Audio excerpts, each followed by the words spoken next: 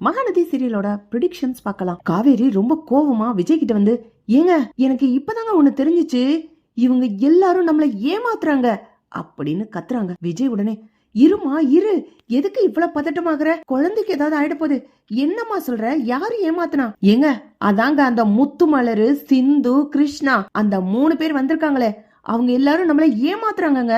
என்ன காவேரி, புதுசா என்ன ஒரு பிரச்சனையை கொண்டுட்டு வர, எதுக்காக அவங்க ஏமாத்துறாங்க, தெளிவா சொல்லு. ஏங்க நான் இப்பதாங்க கண்டுபிடிச்சேன். இந்த சிந்து இருக்காளே, அவ ரொம்ப சோகமா படிக்கட்டுல உட்கார்ந்துருந்தா. நான் அந்த வழியா தான் வந்தேன். கொஞ்சம் தள்ளிக்கமா, நான் போகணும்னு கேட்டேன். அவளும் என்னமோ ரொம்ப பவ்யமா அழுதுகிட்டே இருந்த, கண்ணை தொடச்சிட்டு எந்திரிச்சு வழி விட்டா. மனசு கேட்காம எதுக்கு அழுகிறேன்னு கேட்டேன் நானும். அவளும் சொன்னான், இந்நேரம் நாங்கெல்லாம் சேர்ந்து இருந்தா எவ்வளவு நல்லா இருந்திருக்கும், ரொம்ப கஷ்டமா இருக்குது, அதுக்காக தான் அழுகிறேன் அப்படின்னு அவளும் சொன்னான். சரி போனா போய் தொலைது, ஒரு பொம்பளை பிள்ளை தானேன்னு ஆறுதல் சொல்றதுக்காக என்னம்மா பண்றது, எங்களுக்கும் வருத்தமா தான் இருக்கு. நாங்களும் ஆரம்பத்துல இப்படிதான் வருத்தப்பட்டோம். இந்த சின்ன வீட்டுல இருக்குமே நினைச்சு நீ ரொம்ப ஃபீல் பண்ற போல இருக்கு. நாங்களும் எங்க அப்பா இறந்துட்டாருன்னு உண்மையா அவர் மேல அன்பு வச்சிருக்கும் போது எப்படியாவது பொழைச்சுக்கணும்னு வைராக்கியத்தோட சென்னைக்கு வந்தோம். வீடே கிடைக்கல. அப்புறம் இந்த அவுட் ஹவுஸ் தான் கிடைச்சிச்சு.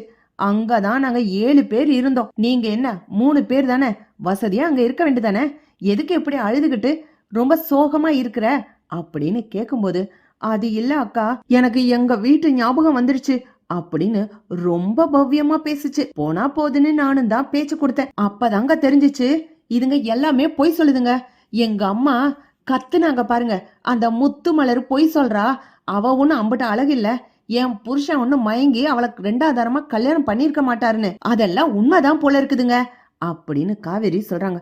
ஏ காவேரி, சொன்ன விஷயத்த சொல்லு, இப்ப எதுக்கு புதுசா உங்க அம்மா கதையை வேற இழுக்கிற? ஐயோ இருங்க, ரொம்ப டென்ஷனா இருக்கு, அதனால தாங்க குழப்பி குழப்பி பேசிக்கிட்டு இருக்கேன். தெளிவா சொல்லு காவேரி. இல்லங்க, அந்த பொண்ணு சிந்து யாரையோ லவ் பண்ணிருக்கலாம், அதுவும் ஊர்ல. அவனோட போட்டோ, அவனோட வீடு எல்லாத்தையும் என்கிட்ட காமிச்சா. சரி லவ் பண்ணிருக்கட்டும், அதனால என்ன காவேரி?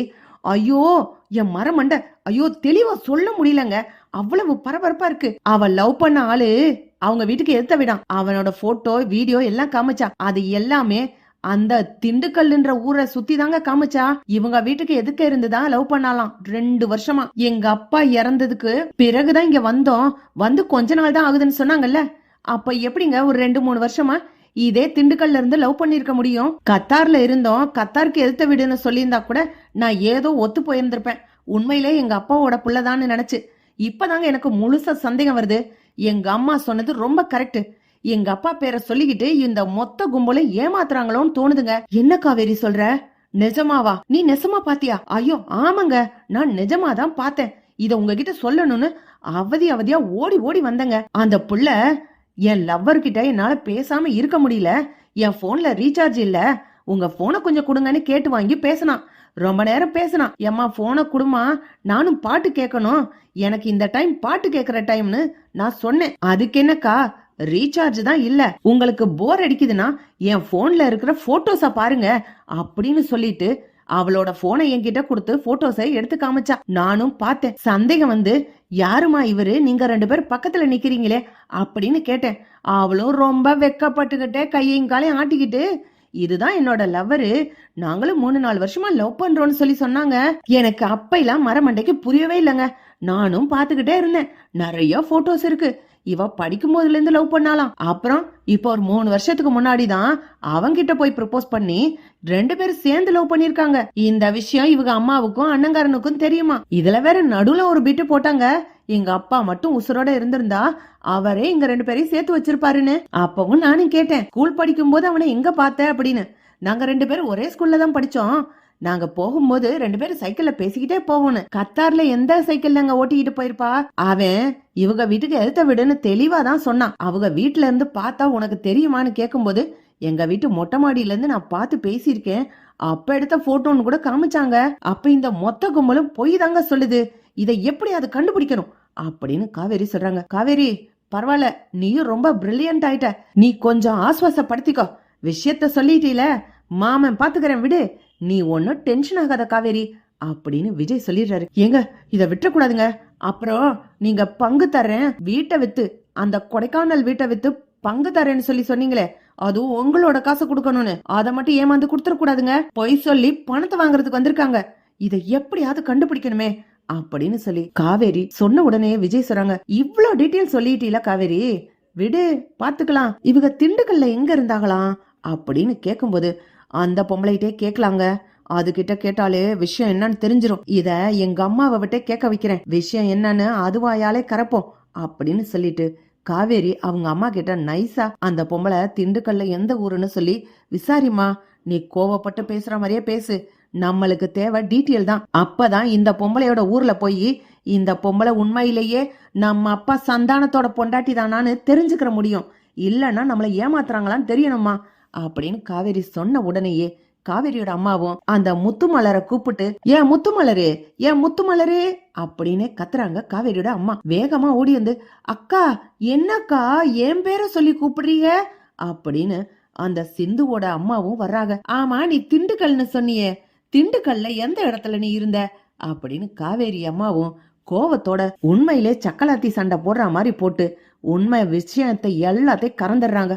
அந்த பொம்பளை கோவத்தோட பேசுற மாதிரி எல்லா விவரத்தையும் அதுவே அது வாயால உளறிடுது. இந்த விஷயத்தெல்லாம் காவேரியும் விஜயும் மறைஞ்சு நின்னு எல்லா விஷயத்தையும் எடுத்துக்கிறாங்க. காவேரி சொல்றாங்க, ஏங்க இந்த அம்மா சொன்ன விவரத்தை வச்சு என்ன தெரு எந்த வீடுன்னுலாம் சொல்லிச்சுல்ல, அடையாளம்லாம் அப்பா அம்மா பேரெல்லாம் சொல்லிச்சே, இத வச்சு திண்டுக்கல்ல நம்மளுக்கு யாராவது ஆள் இருந்தாங்கன்னா இவங்க உண்மையிலே யாருன்னு கண்டுபிடிச்சிடலாங்க அப்படின்னு காவேரி சொன்ன உடனே, அங்க யாராவது நம்மளுக்கு சொந்தக்காரங்க இருக்காங்களா அப்படின்னு காவேரியும் கேக்குறாங்க.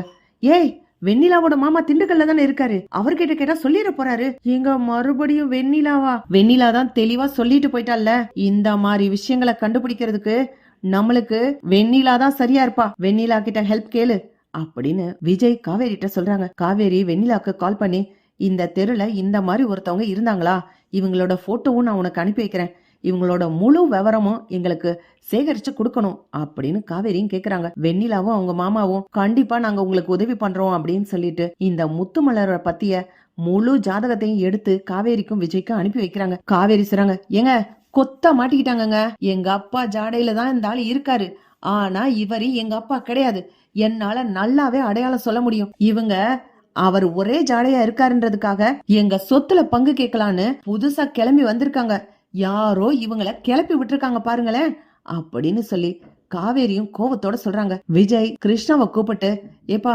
உண்மையிலே உங்க அப்பா பேர் என்ன, உன் ஆதார் கார்டை கொடு, உண்மையிலே உங்க அப்பா பேரு அதுல போட்டிருக்கோம்ல அப்படின்னு சொல்லி கேட்ட உடனே கிருஷ்ணா சொல்றாரு, ஆதார் கார்டுலாம் உங்களுக்கு தர முடியாது, எனக்கு கேஷாவே கொடுத்துருங்க என்னோட ஷேர அப்படின்னு கிருஷ்ணா கேக்குறான். உடனே காவேரி சொல்றாங்க, கேஷா தானே, இதோ வர்றாங்கல்ல எங்க சொந்தக்காரங்கெல்லாம், அவங்க கொடுப்பாங்க உனக்கு, இந்த ஜீப்ல வர்றாங்க, சத்தம் கேக்குதா அப்படின்னு காவேரியும் சொல்றாங்க. உடனே கிருஷ்ணாவும், போலீஸா, வரட்டும் வரட்டும், போலீஸ் வந்தா இப்ப என்ன, நான் என்ன பயந்துருவேனா?